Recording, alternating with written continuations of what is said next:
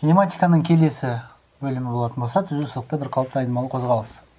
Яғни бізде қозғалыс айнымалы түрде өтеді. Ол деген сөз жылдамдық өзгереді деген сөз. Бірақ жылдамдығымыз бір қалыпты өзгереді, яғни жылдамдығы бірдей уақыт аралығында бірдей шамаға өзгеретін қозғалыс дейміз.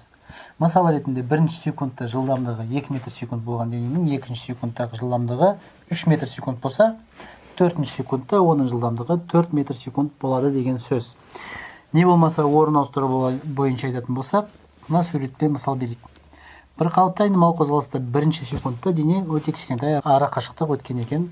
Екінші секундта болатын болса ара қашықтық одан өскен, және үшінші секундта одан да қатты өскен дейді. Мына жердегі берілгендерге қарайтын болсақ, үдеуіміз 2 метр секунд квадрат екен. Ол деген сөз жылдамдығымыз әр секунд сайын 2 метр секундқа артып отырады деген сөз. Бірақ бір қалыпты қозғалыста бізде екі түрлі жағдай болады. Кейбір жағдайларда жылдамдық артатын болса, кейбір жағдайларда жылдамдық кемейді. Сондықтан жылдамдығы артқан қозғалыстарды үдемелі деп айтамыз. Және жылдамдықтары кеміген қозғалыстар болатын болса, кемімелі қозғалыс деп айтамыз. Ал бір қалыпты айнымалы қозғалыс сипаттайтын теңдеулерге келетін болсақ, біз негізгі 3 теңдеуді жазамыз. Бірінші, жылдамдықтың уақытқа байланысты теңдеуі, яғни формуласы. V тең бізде V0 плюс минус AT ретінде жазылады. Егер қозғалыс үдемелі болатын болса плюс, ал кемімелі болатын болса минус деп айтамыз. Және орын ауыстыру теңдеуі S тең V0T плюс минус AT квадрат бөлінген 2. Бұл жерде дәл солай. Егер қозғалыс үдемелі болатын болса плюс, ал егер қозғалыс кемімелі болатын болса минус таңбасын қоямыз. Келесі бізде қосымша тағы бір формуламыз бар. Ол V квадрат тең V0 квадрат плюс минус 2AS. Бір қалыпты айнымалы қозғалыстың теңдеуі мына түрде беріледі.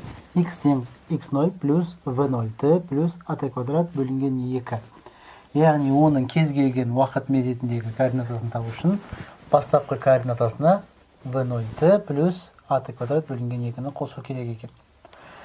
Бұл жерде бізде, яғни бұл қозғалыста бізде үдеу тұрақты болғандықтан AT графигі, яғни үдеу уақыт графигі мына түрде сызылады.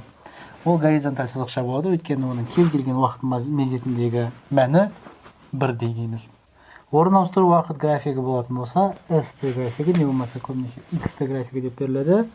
Мына түрде сызылады, яғни ол парабола түрінде болады. VT графигі болатын болса, мынандай түрде сызылады. Егер оның бастапқы мәні бар болатын болса, ол мынандай бір кез келген бір мезеттен басталады. Ал егер бастапқы мәні жоқ болатын болса, 0-ден басталады. Тоқтап тұрған дененің графигі, яғни 0 нүктесінен басталады деп айтамыз. Ескерту. VT графигінде сызықтың астындағы аудан бізге жалпы орын ауыстыруды S-ті анықтайды дейді. Яғни мына графиктегі трапецияның астында қалған аудан, басқаша айтатын болсақ, біз трапецияның ауданын табатын болсақ, орын ауыстыруды табамыз деген сөз. Ал AT графигінде сызықтың астында қалған аудан бізге жылдамдықтың өзгерісін береді дейміз.